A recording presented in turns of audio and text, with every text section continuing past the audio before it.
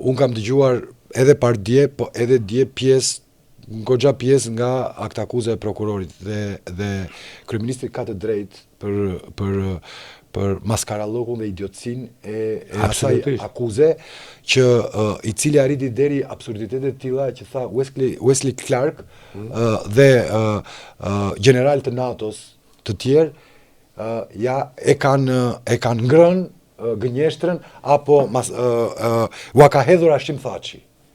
Pra NATO-s, Amerikës, Britanisë, ushtrisë të tyre ja ka hedhur Hashim Thaçi sepse nuk e kanë ditur të vërtetën dhe Hashim Thaçi nuk ka qenë ky që kanë dëshmuar ata që kanë ditur ata.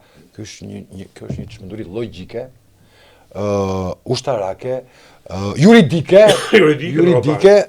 Është një proces komplet i pabesueshëm. Dhe do me thënë të mendosh që SBA, Britani, NATO, gjitha mund të mashtroheshin për gjërat në terren nga Hashim Thaçi dhe nga disa komandant të UÇK-s që vepronin në zona të caktuara, ne e dim shumë mirë sa shtrirje kishte, çfarë organizimi kishte në terren për të bërë sipas Hagës ato dhe akuza ka një, do me thënë, ky qëllimi i keq për të njollosur historinë. Këtu është problemi më i madh dhe besoj e ndani të njëjtin mendim. Këtu nuk është problemi i një emri, i dy apo 3-4 persona. Këtu është problemi që nëse kjo akuzë do të mbështetet nga gjykata, që unë nuk e mendoj, atëre kemi të bëjmë me vendosjen e një njolle historike për luftën. Kjo është puna vetëm njollët. Krijon një situatë shumë të rëndë dhe je favore Serbisë ka efekte në aspektin juridik dhe geopolitik të Kosovës dhe të armës Kosovës. Ky është problemi.